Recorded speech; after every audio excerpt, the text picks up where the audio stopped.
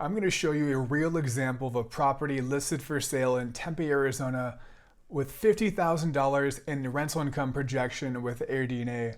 With one lender, the loan would actually get approved. The other lender, it would get turned down in underwriting. Again, both DSCR loans, the same rental income, the same interest rate, different underwriting outcomes depending on how they calculate the rental income. This is crucial for you to know as an investor before you ever pay for an inspection fee or an appraisal how the income could be determined. Here's what most investors assume. They can go to AirDNA.com, put in a property address. They're going to see that annual revenue projection and assume most lenders would accept that at least take the AirDNA.com projection. Really, it's much more nuanced than that. There's really three different ways a lender may calculate short-term rental income. The most common approach would be a 1007 rent schedule specific to short-term rental income. This is where the appraisers sent out to the property, they're going to fill out that 1007 rent survey, and they're only going to build comps in the report based off other short-term rental properties. This is the most common approach that most lenders use. However, there's more and more lenders today that are now allowing you to use the AirDNA.com projection. There's really two different nuanced versions of how these underwriters and how these lenders calculate the income. The most common approach would be taking 100% of the annual figure.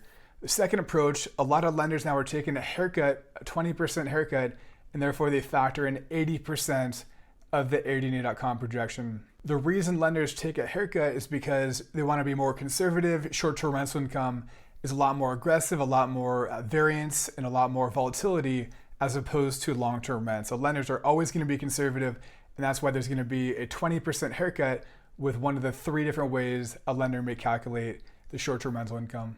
Let's take a look at a real example and pull up the figures, and we can go over this one together. 346 East Broadway Lane in Tempe, Arizona. This property is actually currently listed for sale. It's a 3-bedroom, 2-bath, and AirDNA.com is projecting a $50,100 figure in annual revenue. Now, on the surface, this number looks really solid, but here's the trap that most investors tend to miss. Buried in that figure, that $50,100 number, $6,690 in cleaning fees. Now, most lenders are not going to count the cleaning fees as income because it's really not income at the end of the day. So we're going to have to pull that number out, and we're left with $43,410 after removing those cleaning fees. So let's run the numbers here with an example. $635 purchase price we have there on the Tempe property, 20% down. We're estimating the figures roughly about $3610 for a PI/TI payment after taxes, insurance. We're running these numbers with an estimated rate of 6.5%. So with lender A, with the income used, with 100% of that AirDNA projection, we have a solid DSCR ratio. We're just barely above 1, but that loan would be approved. With lender B, with a 20% haircut, we're going to be just shy of that 1 DSCR ratio, 0.8%. We have to be above a 1 DSCR ratio. So in this example, you can see it's the same property, the same income, the exact same interest rate. One lender approves it, one lender denies it. So this is why if you, the investor, go to the wrong outlet, or if you don't properly know and have that lender communicate to you exactly how that income is going to be determined up front, you might shell out $600 for an inspection, $800 for an appraisal to have your loan turned down. So super crucial to ask these questions up front. How is the income going to be determined? Can we use 100%, 80%, or is it going to be the 1007 rent schedule? Overall, every DSCR lender is going to have their own little variation of how they come up with short-term rental income analysis. Make sure to ask your lender up front, is it going to be 80%, 100%? Are they going to go off solely the 1007 rent survey?